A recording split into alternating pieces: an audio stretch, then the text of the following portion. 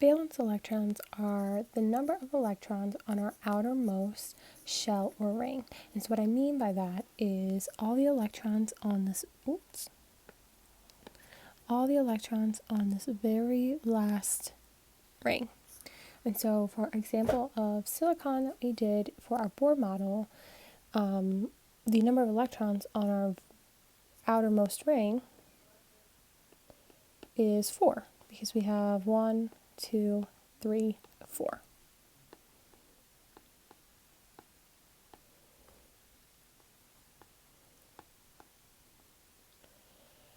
If you don't have a Bohr model in front of you to look at how many valence electrons an atom has, there is another way to do so. You go to your periodic table, and at the top of our periodic table in these green numbers right here, that tells us how many valence electrons everything in that column has. So everything in this column has 1 valence electron. Everything in this column has 2, and so on. And so our very last column has 8, which means this one has 8 valence electrons.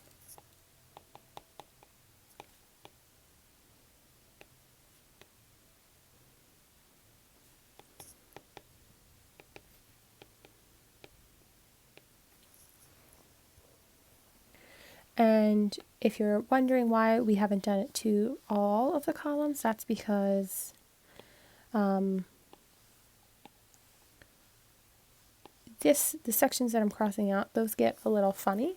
So if you wanted to find valence electrons for those, you would have to draw it out. But for the sake of our class, you can just figure out the number of valence electrons from these numbers. And so for an example, if we look at silicon, because we had already done that one, silicon is right here. Silicon is in column 4, and like we saw on our Bohr model over here, there are 4 valence electrons for silicon. So let's do another one. Let's do strontium. So strontium is right here, Sr.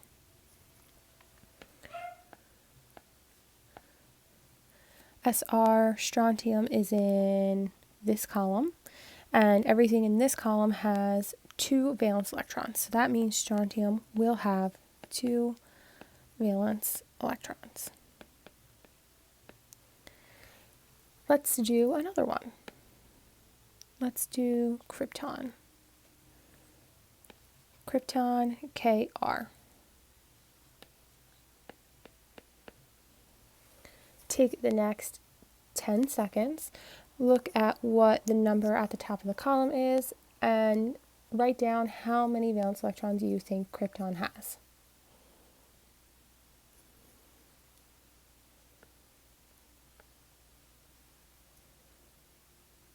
If you said 8 valence electrons, you are correct. And that is because there is an 8 up top here.